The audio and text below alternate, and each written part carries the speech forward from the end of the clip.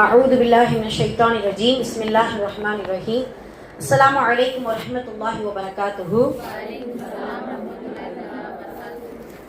إن الحمد لله رب العالمين نحمده ونصلي على رسوله الكريم إلى يوم الدين أما بعد فقد قال الله تعالى في القرآن الكريم والفرقان المجيد فأعوذ بالله من الشيطان الرجيم بسم الله الرحمن الرحيم இன்னமா தகப்பல் அல்லாஹு மினல் முத்தகீன் ஸதகல்லாஹுல் அலியுல் அதீம். எல்லா புகழும் இறைவனுக்கே, அல்லாஹ்வுடைய அன்பும் அருளும் என் பெருமானார் ரசூலை கரீம் ஸல்லல்லாஹு அலைஹி வஸல்லம் அவர்கள் மீதும் நம் அனைவரின் மீதும் என்றென்றும் நின்று நிலவட்டுமாக, ஆமீன். அல்லாஹ்வுடைய கிருபையினால் அவனுடைய இல்லமான இந்த மதரசாவில் நம் அனைவரையும் ஒன்று சேர்த்தது போல் அல்லாஹு தஆலா இறையச்சமுடைய மக்களுக்கு தயார் செய்து வைத்துள்ள அந்த சொர்க்கத்தில் நம் அனைவரையும் ஜன்னத்துல் ஃபிர்தௌஸ் என்கின்ற உயர்ந்த சொர்க்கத்திலும் என் பெருமானார் ரசூலை கரீம் ஸல்லல்லாஹு அலைஹி வஸல்லம் அவர்களோடு நுழைவிக்கக்கூடிய பாக்கியத்தை வல்ல ரஹ்மான் நம் அனைவருக்கும் நம் குடும்பத்தார்கள் அனைவருக்கும் தந்தருள் புரிவானாக, ஆமீன். அல்ஹம்துலில்லாஹ்.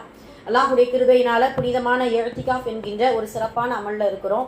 அல்லாஹு தஆலா இந்த இஅ்திகாஃபுடைய முழு நன்மையையும் அவனுடைய ரஹ்மத்தை கொண்டு நிரப்பமாக இம்மையிலும் மறுமையிலும் தந்தருள் புரிவானாக. இந்த இஅ்திகாஃப் என்கின்ற புனிதமான அமல் கியாமத் நாள் வரைக்கும் நடைபெறுவதற்கு அல்லாஹ் தௌஃபீக் செய்வானாக. இந்த அமலுக்காக யாரெல்லாம் உடலால் பொருளால் உதவி செய்கிறார்களோ அவர்கள் அனைவருக்கும் அல்லாஹு தஆலா கிருபை செய்து அவர்களுடைய பாவங்களை மன்னித்து நிம்மதியான வாழ்வை நிரந்தரமாக தந்தருள் புரிவானாக, ஆமீன். அல்ஹம்துலில்லாஹ். அல்லாஹ்வுடைய கிருபையில இன்னைக்கு நாம இன்ஷா அல்லாஹ் எதை பத்தி பார்க்க போறோம் அப்படின்னா இபாதத்துல் கல்ப், இதயத்தின் இபாதத்தை குறித்து நம்ம பார்க்க போறோம்.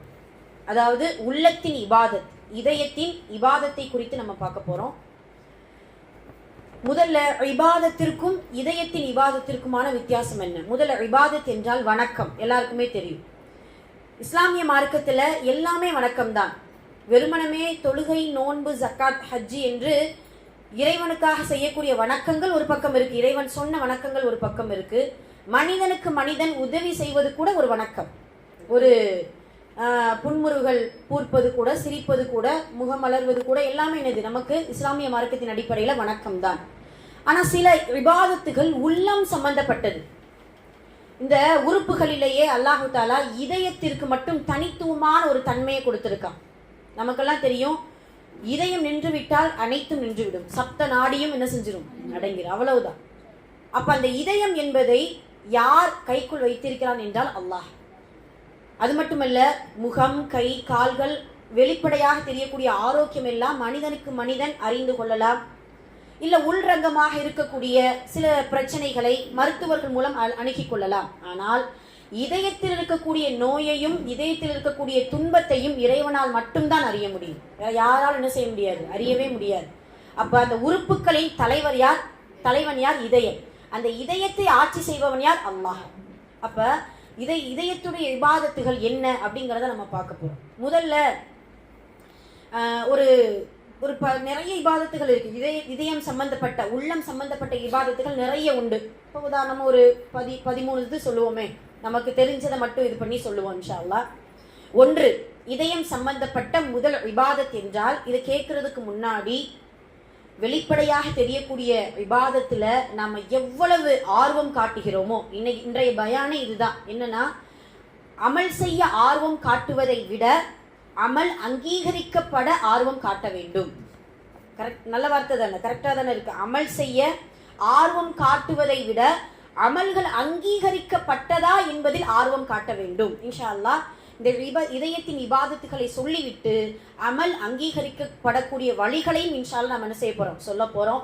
அதனால் நியத் எப்படி இருக்கணும்? யா அல்லாஹ், இபாதத், இது நன்மைகள், அமல்கள் நிறைய நம்மளுடைய வாழ்க்கையில அல்லாஹ்வுடைய கிருபையில மதரசாவுடைய ஒரு பயனாக நம்ம என்ன செய்யறோம்? நிறைய அமல்கள் செய்து கொண்டிருக்கிறோம். ஆனால் அந்த அமல் உன்னிடத்தில் அங்கீகரிக்கப்படக்கூடிய அந்த வழிகளையும் எனக்கு காட்டி கொடுத்த இறைவா, அதை செய்யக்கூடிய வாய்ப்பையும் கொடு அப்படிங்கிற தூய்மையான நியத்தோடு இன்ஷா அல்லாஹ் இந்த விடயங்களை நம்ம கேட்போம். முதல்ல இதயத்தின் இபாதத்துகள் என்ன? 1, அகீதா, கொள்கை சம்பந்தமானது. வெறும் மற்ற இபாதத்தை போன்று அல்ல, அது உள்ளம் சம்பந்தப்பட்டது. இந்த அகீதா நம்ம படிச்சிருக்கோம் இல்லையா? இறைவனை நம்ப வேண்டும் என்றால் தொழுதால் இறைவனை நம்பிட்டோம் அப்படிங்கிறது கிடையாது.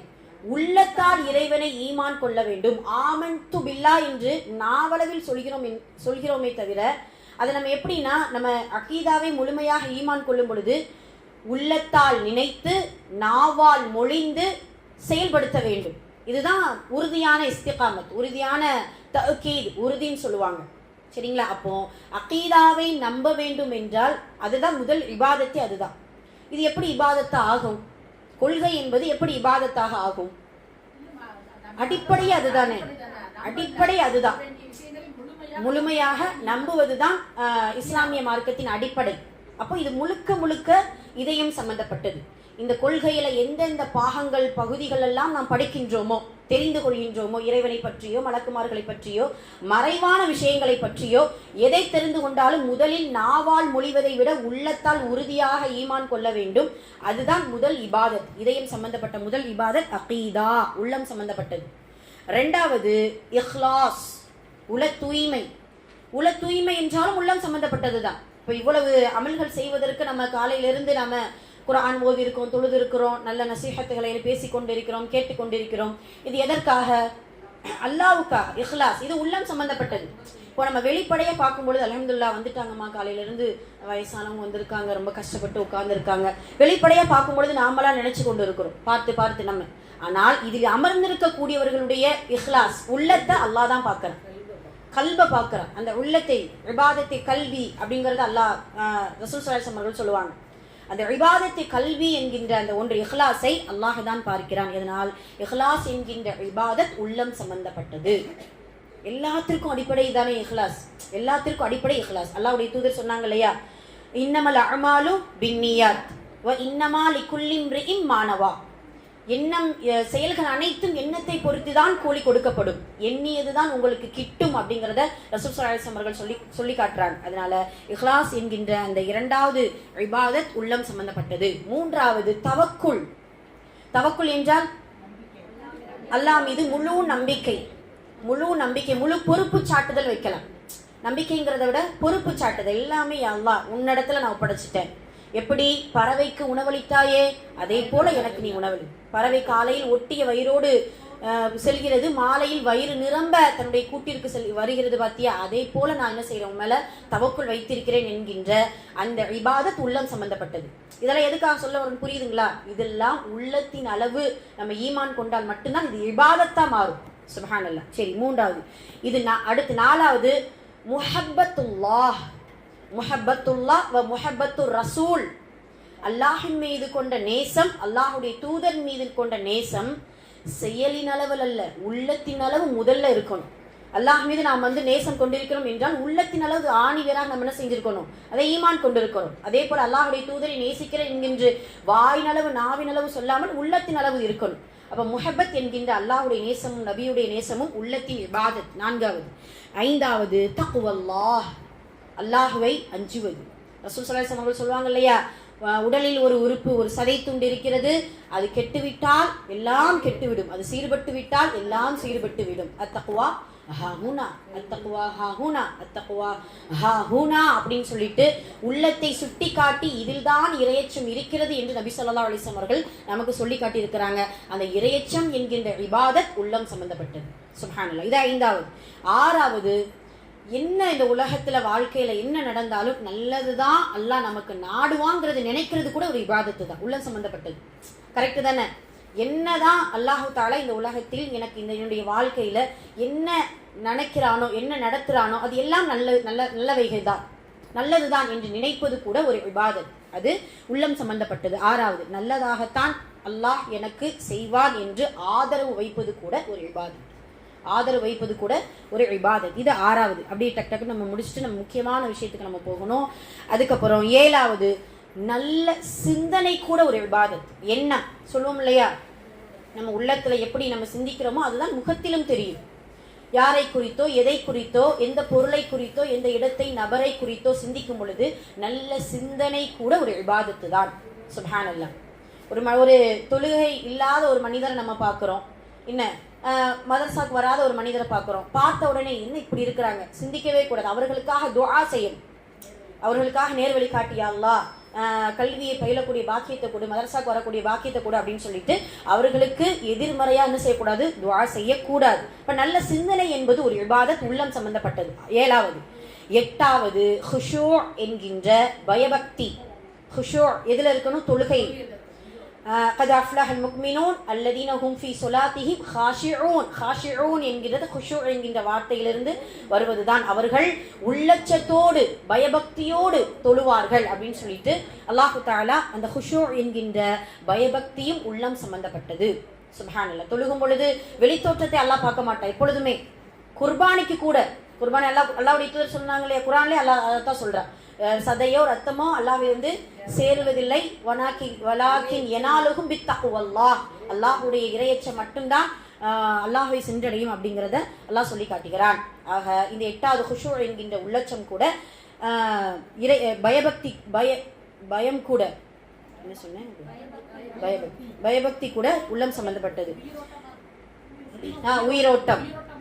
உயிரோட்டமாக செய்வது. 9வது கண்காணிப்பு என்கின்ற ஒரு தன்மையை உணர்வது கூட ஒரு உள்ளம் சம்பந்தப்பட்ட இபாதத். முராகபா நம்ம படிச்சிருக்கோம் இல்லையா, கேட்டிருக்கோம் இல்லையா. முராகபா என்கின்ற தன்மை வெறுமனவே சும்மா அதையோ 4 மனிதர்கள் பார்க்கிறாங்க அதனால நம்மளை திருத்திக்கிறோம் கிடையாது. உள்ளத்தை அல்லாஹ் பார்க்கிறான், நம்மை அல்லாஹ் நோட்டமிட்டு கொண்டே இருக்கிறான், அவன் முராகபா செய்து கொண்டே இருக்கிறான் என்கின்ற கண்காணிப்பு என்கின்ற ஒரு இபாதத் உள்ளம் சம்பந்தப்பட்டது. இது 9வது. 10வது வெட்கம். வெட்கம் எதை சம்பந்தப்பட்டது? உள்ளம் சம்பந்தப்பட்டது. சுப்ஹானல்லாஹ். அல்லாஹ் பார்க்கிறான் என்கின்ற வெட்கம், மனிதர்கள் பார்ப்பார்களே என்கின்ற வெட்கம் உள்ளம் சம்பந்தப்பட்டது. இதெல்லாம் இபாதத், உள்ளம் சம்பந்தப்பட்ட இபாதத், இபாதத்துல் கல்ப். அதுக்கப்புறம் 12 எத்தனாவது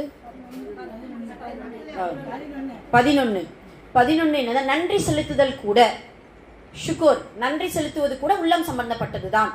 அல்லாஹ் தஆலா குர்ஆன்ல சொல்லும் பொழுது மனிதர்களை நீங்கள் நன்றி செலுத்துங்கள். எப்படி சொல்லலாம்? ஃபத்குரூனி அஸ்குருக்கும் வஷ்குரூலி வலா தக்ஃபுரூன். நீங்கள் நினைவு கூறினால் உங்களை நான் நினைவு கூறுகிறேன், நீங்கள் நன்றி செலுத்தினால் உங்களுக்கு நான் என்ன செய்ய மாட்டேன், மாறு செய்ய மாட்டேங்கிறத அல்லாஹ் சொல்றான். அப்ப அந்த ஷுக்குர் என்கின்ற ஒன்றும் உள்ளம் சம்பந்தப்பட்டது தான் அப்படிங்கிறத நாம தெரிஞ்சுக்கணும். இது 11வது. 12வது தௌபா. தௌபா என்பது பாவ மன்னிப்பு. எது சம்பந்தப்பட்டது? உள்ளம். சுப்ஹானல்லாஹ். உள்ளம் உருகி இறைவனிடத்தில் நம்மளுடைய பாவத்தை நினைத்து வருந்தி அழும் பொழுதுதான் கண்ணீராக வெளிப்படுது. அப்ப அந்த தௌபா என்பது கண்ணீரோடு அல்ல, உள்ளத்தின் சம்பந்தப்பட்டது. சுப்ஹானல்லாஹ். தௌபா என்பதும் உள்ளம் சம்பந்தப்பட்ட ஒரு இபாதத். போதும், இது 12 இது போதும். அல்ஹம்துலில்லாஹ். 13 போதும், 12 போதும். இன்னும் நிறைய இருக்குது, இது வரைக்கும் போதும். இபாதத்துல் கல்ப். இப்ப இது எல்லாம் உள்ளம் சம்பந்தப்பட்ட விஷயம். இந்த உள்ளத்தை மட்டும் சீர்படுத்தி கொண்டால், உள்ளத்தின் இபாதத்தை மட்டும் சீர்படுத்தி கொண்டால் வெளிப்படையாக செய்யக்கூடிய எத்தனையோ ஆயிரக்கணக்கான இபாதத்துகள் இருக்குது. சதகா, ஹஜ்ஜெல்லாம் பார்த்தீங்கன்னா கோடிக்கணக்கான மக்களுக்கு தெரியும். ஆனால் இந்த இபாதத்தை கல்வி என்கின்ற இந்த விடயத்தை நாம் சரி செய்தோமே ஆனால் வெளிப்படையாக இருக்கக்கூடிய எல்லா இபாதத்தும் சரியாகிவிடும் இன்ஷா அல்லாஹ். சரிங்களா? சரி, இப்போ நாம இது எதுக்காக சொல்ல வந்தோம்? இதெல்லாம் இபாதத்து நம்ம பார்க்கிறோம். 2 வகையா நம்ம பார்த்துட்டோம். வெளிப்படையாக செய்யக்கூடிய இபாதத், உள்ளம் சம்பந்தப்பட்ட சில இபாதத். இப்போ இவ்வளவு இபாதத்துகள் இருக்கே, இந்த இபாதத்துகளை நம்ம செய்கிறோமா அப்படின்னு கேட்டா அல்ஹம்துலில்லாஹ் நம்மளால் இயன்ற அளவு நம்மளுடைய ஈமானின் தரத்தின் அளவு நம்ம செய்து கொண்டிருக்கிறோம்.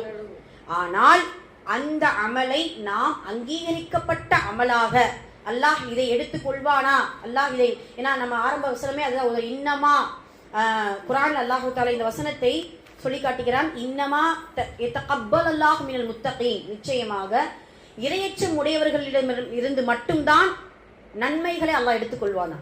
இதை இதை வந்து ஓத சஹாபாக்கள் அழுகுவாங்களாம். இன்னமா யதகப்பல் அல்லாஹு மினல் முத்தகீன். இறைச்சமிடத்திலிருந்து அல்லாஹ் எடுத்துக்கிடுவான் அப்படின்னு நம்மள இறைச்சமாதிகளாக இருக்கின்றோமா? என்ன அர்த்தம்? இதனுடைய வசனத்துடைய தொடக்கம் ஆரம்பத்தை முடிவைத்தான் நான் சொல்லியிருக்கேன். ஆரம்பத்தில் எப்படி வரும் அப்படின்னா, அவர்கள் பயந்து கொண்டே இபாதத் செய்வார்கள், தொழுவார்கள், நோன்பு வைப்பார்கள், எல்லா இபாதத்தும் செய்வாங்க. ஏன், என்ன பயம் வரும்? நான் தொழுகிறேனே அல்லாஹ் இதை அங்கீகரிப்பானா, நான் நோன்பு வைக்கின்றேனே அல்லாஹ் இதை ஏற்றுக்கொள்வானா. ஏன்னா நம்ம சில நேரம் என்னன்னா 5 வக்து தொழுகிறோம், நம்ம மதரசா போறோம், குர்ஆன் ஓதுறோம், நோன்பு வைக்கிறோம், அல்ஹம்துலில்லாஹ் நம்ம ஒரு நல்ல ஒரு இபாதத் சாலியா இருக்கிறோம். அதை பயப்பட வேண்டும். அல்லாஹ்விடத்தில் நம்பிக்கை இருக்கணும். இருந்தாலும் ஒரு பயம் இருக்க இருக்க இருக்க நம்மளுடைய இபாதத் சீர்வரும். நம்மளுடைய இபாதத் அங்கீகரிக்கப்படக்கூடிய அளவிற்கு ஒரு தக்கீதாக, ஒரு உறுதியாக இருக்கும் என்பதை நாம் இன்ஷா அல்லாஹ் தெரிந்து கொள்ள வேண்டும். எந்த அளவுக்கு அப்படின்னு சொல்லும் பொழுது அல்லாஹ் தஆலா குர்ஆன்ல நல்லவர்களை பற்றி, நல்லடியார்களை பற்றி சொல்லும் பொழுது அவர்கள் அமல் செய்து விட்டு, உதாரணமாக இப்ராஹிம் அலைஹிஸ்ஸலாம் மரியம் அலைஹிஸ்ஸலாம், அவ்வளவு முகமது நபி ஸல்லல்லாஹு அலைஹி வஸல்லம், இவங்கெல்லாம் பாருங்களேன். இப்ராஹிம் நபி, இப்ராஹிம் இஸ்மாயில் அலைஹிஸ்ஸலாம் அவர்கள் கஅபாவை கட்டிட்டாங்க. கட்டிட்டு என்ன செஞ்சாங்க? அப்படியே விட்டுட்டாங்களா? ரப்பனா தகப்பல் மின்னா இன்னக அன்த ஸமீஉல் அலீம் கேட்டாங்களா? எங்களிடமிருந்து இதை ஏற்றுக்கொள்ளியா அல்லாஹ், எங்களிடமிருந்து ஏற்றுக்கொள்ள அங்கீகரித்துக் கொள்ளியா அல்லாஹ், இது நன்மை நான் செஞ்சுட்டேன், என்னுடைய கட்டளைக்கு நான் கட்டுப்பட்டு நான் என்ன செஞ்சுட்டேன், இதை கட்டி முடித்து விட்டோம், ஆனால் அங்கீகரித்துக் கொள்ளியா அல்லாஹ். அதே போலதான் மரியம் அலைஹிஸ்ஸலாம் அவர்களுடைய தாயார் துஆ செஞ்சாங்க. அவங்க மரியம் அலைஹிஸ்ஸலாம் அவர்களை கர்ப்பமாக இருக்கும் பொழுது, யா அல்லாஹ், இது ஆண் குழந்தையாக இருந்தால் நான் என்ன செஞ்சிடறேன், நேர்ச்சை செய்து விடுகிறேன், இந்த பள்ளிக்காக மஸ்ஜிதுல் அக்ஸா, அந்த அக்ஸா பள்ளிக்காக நான் என்ன செஞ்சிடறேன், நேர்ச்சை செய்து விடுகிறேன், என்னிடத்திலிருந்து இதை நீ ஏற்றுக்கொள், தகப்பலல்லாஹு துஆ, என்னிடத்திலிருந்து இதை நீ இந்த துஆவை ஏற்றுக்கொள் அப்படிங்கிறத மரியம் அலைஹிஸ்ஸலாம் அவருடைய தாயார் சொல்லுவாங்க.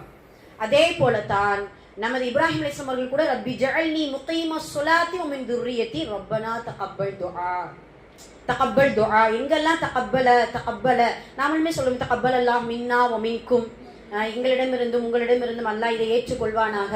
ரசூலுல்லாஹ் இந்த வார்த்தையை சொல்லிதான் குர்பானியவே முடிச்சாங்க. குர்பானி கொடுத்துட்டு தகப்பல் அல்லாஹ் மின்னா, இந்த முஹம்மது இடத்திலிருந்து யா அல்லாஹ் இதை நீ ஏற்றுக்கொள் அப்படின்னு சொல்லிட்டு அல்லாஹ்வுடைய தூதர் என்ன செஞ்சிருக்காங்க, துஆ செஞ்சிருக்கிறாங்க. ஆக நன்மைகள் செய்வது ஒரு பக்கம் இருந்தாலும் நன்மையை அங்கீகரிக்கக்கூடிய வழிகளையும் நாம் இன்ஷா அல்லாஹ் செய்யக்கூடியவர்களாக இருக்கணும்.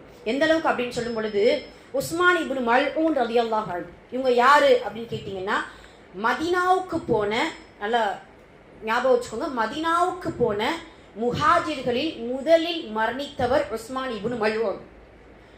நம்ம யாரு, மதீனாவில் இருக்கக்கூடிய ஜன்னத்தே பக்கி அடக்கம் செய்யப்பட்ட முதல் சஹாபி இவங்க தான். சுப்ஹானல்லாஹ். இவங்க வந்து பாத்தீங்கன்னா நபி ஸல்லல்லாஹு அலைஹி வஸல்லம் அவர்கள் என்ன செய்யறாங்கன்னா, நபி ஸல்லல்லாஹு அலைஹி வஸல்லம் அவர்களுக்கு அவர்களை நேசித்த ஒரு அற்புதமான தோழர். இந்த தோழருடைய மவுத்துல, வஃபாத்துல நபி ஸல்லல்லாஹு அலைஹி வஸல்லம் அவர்கள் இவர்களுடைய கபருல இறங்கி, ஒரு 5 பேருடைய கபருல ரசூலுல்லாஹ் இறங்கியிருக்காங்க, நம்ம படிச்சுக்கோம் இல்லையா? அதில் ஒருத்தவங்க தான் இவங்க, உஸ்மான் இப்னு மல்ஊன். உஸ்மான் இப்னு மல்ஊன் ரலியல்லாஹு அன்ஹு.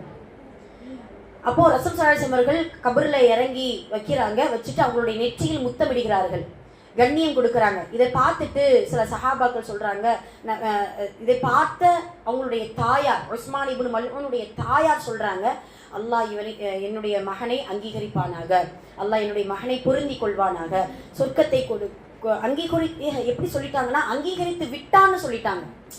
அங்கீகரிப்பானாகன்னு சொல்றது வேற, அங்கீகரித்து விட்டான்ங்கிறது சொல்றது. ஏன் என்னன்னா, அந்த காட்சியை பார்த்துட்டு கபருக்குள்ள வச்சுட்டாங்க, ரசூலுல்லாஹ் முத்தமிட்டுட்டாங்க, என்ன அவங்களுடைய கரத்தால் கஃபன் தஃபன் பண்ணிட்டாங்க. இப்போ அல்லாஹ் என்னுடைய மகனை அங்கீகரித்து விட்டான். அப்போதான் ரசூல் ஸல்லல்லாஹு அலைஹி வஸல்லம் அப்படி சொல்லாதீங்க, அங்கீகரித்து விடுவான் என்று ஆதரவு வையுங்கள். ஆதரவு வச்சு நம்ம என்ன செய்யணும், கேட்கணும் அப்படிங்கிறத உஸ்மான் இப்னு மல்ஊன் ரலியல்லாஹு அன்ஹு அவர்கள்ட்ட சொல்றாங்க, அவர்களை குறித்து சொல்றாங்க. இது எதுக்காக சொல்ல வந்து அப்படின்னா, இப்படி நம்மளுடைய ஒரு தொழுகை, சதகா, எதெல்லாம் என்ன நன்மைகள்லாம் செய்யறோமோ அதெல்லாம் நம்ம செஞ்சுட்டு அல்லாஹ் அங்கீகரிச்சுட்டான்னு நினைச்சிடக்கூடாது, ஆதரவு வைக்க வேண்டும். சுப்ஹானல்லாஹ். சஹாபிக்கு இவ்வளவு நிலைமை அப்படின்னா, நாம் செய்யக்கூடிய அமல்கள் எல்லாம் பெண்டிங்ல இருக்கு, அல்லாஹ் அதை வந்து அக்செப்ட் பண்ணிக்கிறவானா, அதை ரிஜெக்ட் பண்ணுவானா அப்படிங்கிற அந்த பயத்தோடய நம்ம என்ன செய்யணும், இன்ஷா அல்லாஹ் இபாதத் செய்யணும். ஆனால் ஆதரவு வைப்பது சிறந்தது, பயம் இருக்கணும், அதோடு ஆதரவும் இருக்க வேண்டும் அப்படிங்கிறத சொல்லலாம். அதே போல ஆயிஷா ரலியல்லாஹு அவர்கள் ஒரு சின்ன பிள்ளை, அவங்க அந்த ஜனாசா கடந்து போகுது. ஆயிஷா ரலியல்லாஹு அன்ஹா சொல்றாங்க, இது சொர்க்கத்து சிட்டுக்குருவி போகுது பாருங்களேன் அப்படிங்கிறத ரசூலுல்லாஹ்ட்ட சொல்லுவாங்க. அப்படி சொல்லாதீங்க ஆயிஷா, சொர்க்கத்து குருவியாக இருப்பதற்கு நான் ஆதரவு வைக்கிறேன் என்று சொல்லுங்கள். என்ன சொல்ல வர்றாங்க, யாருமே இந்த உலகத்தில் வாழும் பொழுது அல்லாஹ்வுடைய தூதருடைய அந்த நற்செய்தியை தவிர நீ நரகவாசி, நீ சொர்க்கவாசி அப்படின்ட்டு யாரை என்ன செய்யக்கூடாது, சொல்லக்கூடாது அப்படிங்கிறத நபி ஸல்லல்லாஹு அலைஹி வஸல்லம் நமக்கு சொல்றாங்க. பனு இஸ்ராயீலுடைய காலத்துல 2 நண்பர்கள் இருந்தாங்கல்ல, அவர் ஒருத்தர் வந்து நல்ல தொழுகையாளி, இன்னொரு நண்பரை பார்த்து தொழுகவான்னு கூப்பிட்டுட்டே இருப்பாரு, இபாதத் செய்யவா அப்படின்னு சொல்லிட்டு. அந்த நண்பர் வரவே மாட்டார், அல்லாஹ் அவங்க மன்னிக்கவே மாட்டார், போ யாரையுமே இந்த வார்த்தையை சொல்லவே கூடாது, எவ்வளவு பெரிய பாவியா இருந்தாலும் சரி. நீங்க யோசிச்சு பாருங்க, இப்ப உள்ள காலகட்டத்துல ஃபிரௌனை போல யாருமே கிடையாது. ஃபிரௌன் போல யாரும் அட்டுழியம் செய்யறாங்களா? இருக்கலாம், இஸ்ரேல் மக்கள். அல்ஹம்துலில்லாஹ், இன்ஷா அல்லாஹ் நாளைக்கு அதை பத்தி தான் நம்ம பயான் சொல்ல போறோம்னு நினைக்கிறேன். இன்ஷா அல்லாஹ் செய்தியெல்லாம் கேள்விப்பட்டிருப்பீங்க. ரொம்ப ரொம்ப ரொம்ப பார்க்க அவ்வளவு சந்தோஷம். அல்லாஹு தஆலா அவனுடைய உதவி வந்து எப்பயுமே கரீப், அருகில தான் இருக்குது. என்ன மனிதனுக்கு தான் சில நேரம் பொறுமை இல்லை, சில நேரம் யா அல்லாஹ் ஏன் இப்படி துன்பத்தை கொடுக்க, ஏன் இவ்வளோ கஷ்டத்தை கொடுக்க அப்படிங்கிற மாதிரியான எண்ணம் தோன்றுது. ஆனால் இதெல்லாம் நம்ம ஒரு பயான்ல சொன்னோம் இல்லையா, இன்னொரு காலத்தில் எல்லா கூட்டத்திற்கும் நடந்த சோதனை தான். கடைசியில் இறுதியில் வெற்றி நிச்சயம் முஸ்லிம்களுக்கு தான் இன்ஷா அல்லாஹ். ஒன்று தெரிஞ்சுக்கிறனும், பலஸ்தீன் வெற்றி பெற்று விட்டால் கியாமத் நாள் வருகிறது, அந்த பயம் இருக்கணும். சுப்ஹானல்லாஹ். பலஸ்தீன் மக்களுக்கு எவ்வளவு சந்தோஷமோ அதே போல உலக மக்களுக்கு ஒரு பயம் உண்டு. கியாமத் நாள் மிக சீக்கிரம். மஹதி அலைஹிஸ்ஸலாம். ஏன்னா ஃபித்னாக்கள் ஓரளவு இதாயிடுச்சு. ஆமா, அது தீர்க்க முடியாத ஃபித்னாக்கள் இருக்கும்போது தான் மஹதி அலைஹிஸ்ஸலாம் அவர்கள் வருவாங்க. இப்ப தீர்க்க முடியாத ஃபித்னாக்கள் தான் இருக்குது. அந்த இஸ்ரேல் மக்களுக்கும் அந்த பலஸ்தீன் மக்களுக்குமான சில ஒப்பந்தங்களுக்கு இவங்களும் கையெழுத்திட மாட்டுக்காங்க, இவங்களும் வழிபட மாட்டுக்காங்க. இது ஒரு தலைவர் வந்தாதான் அது முடிவுக்கு வரும். சுப்ஹானல்லாஹ். அப்போ எந்த அளவுக்கு நம்ம நெருக்கத்தில் இருக்கோம் அப்படிங்கிறத நம்ம பார்க்குறோம். அப்போ அந்த நண்பன் யார் உன்னை அல்லாஹ் மன்னிக்கவே மாட்டான் அப்படின்ட்டு என்ன செஞ்சுட்டாரு, சொல்லிட்டாரு. பனு இஸ்ராயீலுடைய காலத்தில் நடந்தது. 2 பேரும் வஃபாத் ஆகிட்டாங்க, அல்லாஹ்விடத்தில் எழுப்பப்படுறாங்க. அல்லாஹு தஆலா எப்படி என்னுடைய அடியானை பார்த்து நீ மன்னிக்க மாட்டேன்னு, அல்லாஹ் நான் மன்னிக்க மாட்டேன்னு சொல்லுவேன். என்னுடைய கருணை எவ்வளவு தெரியுமா, நான் இப்ப மன்னிச்சிட்டேன், என்னுடைய அடியான உன்னை நான் தண்டிக்கிறேன். எப்படி தொழுகையாளி அல்லாஹ் என்ன செய்யறான், தண்டித்து நரகத்திற்கு போட்டு விடுகிறான். தொழுகை இல்லாத ஒரு மனிதனை கருணை கொண்டு அல்லாஹ் என்ன செய்கிறான், மன்னிக்கிறான். சுப்ஹானல்லாஹ். அதனால் அல்லாஹ்விடத்தில் ஆதரவு வைக்கலாம். முடிவு என்ன செஞ்சிடக்கூடாது, யாரையுமே சொல்லிடக்கூடாது அப்படிங்கிறதுக்காக நாம் இதிலிருந்து புரிந்து கொள்ள வேண்டும். சரி, இப்போ வழிகள் என்ன? நினைக்க கூடாது. ஆமா, யாரையுமே தொழுதாலும் சரி, வெளிப்படையா இருந்தாலும் சரி, நம்ம அவங்க இபாதத்தா இருந்தாலும் சரி, ரொம்ப கெட்டவங்களா வெளிப்படையா தெரிந்தாலும் சரி, நாம அவங்களை முடிவு செய்யக்கூடாது. இவங்க ஒரு பெரிய மோசமானவங்க அப்படின்னு என்ன செய்யக்கூடாது, முடிவு செய்யக்கூடாது. அவர்களுடைய உள்ளத்துல ஈமான் இருக்கலாம், அவர்களுக்கும் இறைவனுக்கும் உள்ள தொடர்புகள் நிறைய இருக்கலாம், தனிமையில என்ன அது போல. சரி, இப்போ நாம முக்கியமான விஷயம் என்ன அப்படின்னா, நாம் செய்யக்கூடிய அமல்களை அல்லாஹ் அங்கீகரிப்பதற்கான வழிகளை நாம் இன்ஷா அல்லாஹ் தேட போறோம். அதை நாம் செய்ய போகிறோம் இன்ஷா அல்லாஹ். முதல் வழி, அமல்கள், நம்மளுடைய அமல்கள் அங்கீகரிக்கப்படக்கூடிய முதல் வழி என்ன அப்படின்னு சொன்னா, சிறந்த நற்செயலாக இருக்க வேண்டும். இதை எப்படி எடுத்துக்கலாம்? அது என்ன சிறந்த நற்செயல்ல எல்லாமே சிறந்ததுதான். அது என்ன சிறந்த நற்செயல் என்று சொன்னால், இப்போ உதாரணமாக சதகா செய்யறோம், தான தர்மம் செய்யறோம். நம்மளுடைய பாவா ஆதம் அலைஹிஸ்ஸலாம் அவர்களுடைய மகனார் ஹாபில் அப்படின்னு 2 பேர் இருந்தாங்களா? அப்ப இந்த 2 பேருடைய குர்பானிய அல்லாஹ் ஒருத்தருடைய குர்பானியை ஏற்றுக்கிட்டான். ஏன் ஏற்றுக்கிட்டான்? அவர் ஆடுகள்லயே சிறந்த ஆடா எடுத்து அல்லாவுக்காக நிய்யத்து வச்சு நல்ல முறையில முழு மனதோடு கொடுத்தாங்க. ஆனா அந்த காபில் என்ன செஞ்சாரு, சொல்லிட்டான் அல்லாஹ் செய்வோம்.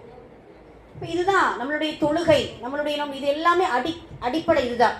தொழுகிறோம், ஏதோ கடமைக்கு தொழுதுக்குருவோம், வாங்க சொல்லிட்டாங்க என்ன தொழுதுக்கிறலாம் அப்படிங்கிற மாதிரி கிடையாது. அது ஒரு தொழுகை என்பது இறைவனிடத்தில் பேசக்கூடிய உரையாடல். நம்மை நேசிப்பவரிடத்துல மணி கூட தெரியாம நம்ம என்ன செய்வோம், 1 மணி நேரம் 2 மணி நேரம் பேசிட்டு இருப்போம். அது ஆமா, கண்டிப்பா கண்டிப்பா. சரிங்களா? அப்போ இதுதான் அடிப்படை. நாம செய்யக்கூடிய ஒவ்வொரு இபாதத்தும் சிறந்ததாக இருக்க வேண்டும் என்றால் அது இன்பத்தோடு செய்ய வேண்டும். இப்படி செய்தால் கண்டிப்பாக நம்மளுடைய இபாதத்தை அல்லாஹ் அங்கீகரிக்கிறான்.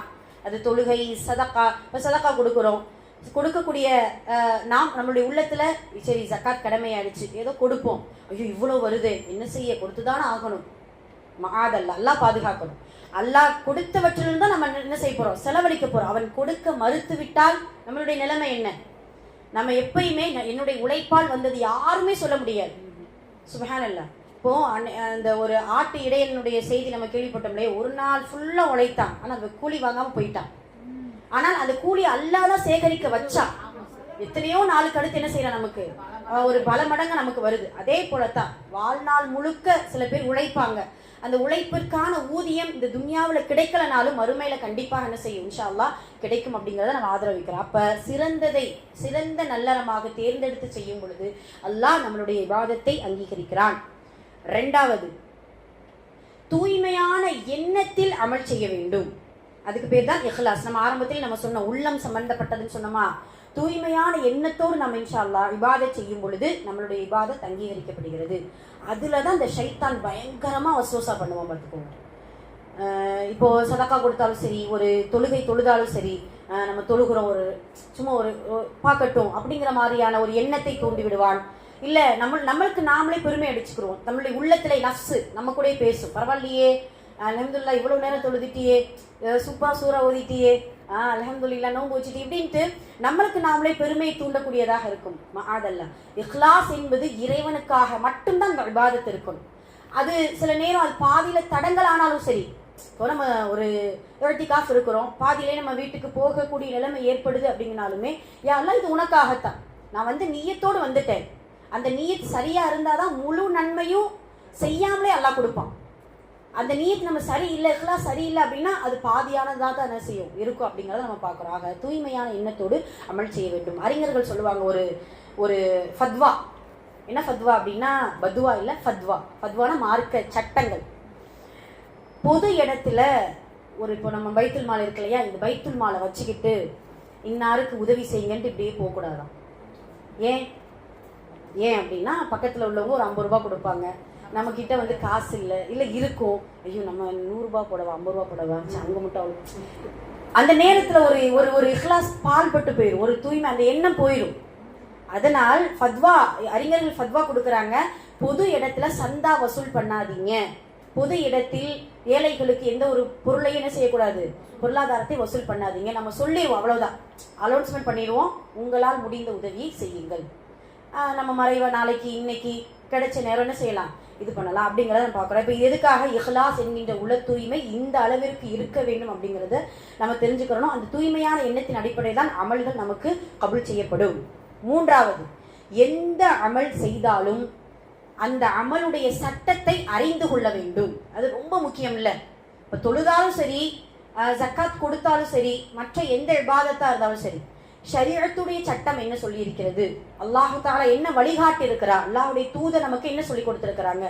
ஏனோ தானோ ஒரு 4வது மனுஷன் ஒரு 3வது மனுஷன் ஏதோ சொல்றாரு, இந்த சூறா ஒரு 200 தடவை ஓதுங்க, உங்களுடைய நோயெல்லாம் சரியாயிரும், இந்த திக்ரை 1000 தடவை நீங்க எண்ணுங்க, இல்லை உங்களுடைய வீட்டில் எழுதி மாட்டுங்க, இதெல்லாம் நம்ம சொன்னோம், இப்படிலாம் செய்யறோம் அப்படின்னா இது இந்த அமல்கள் அங்கீகரிக்கப்படாது.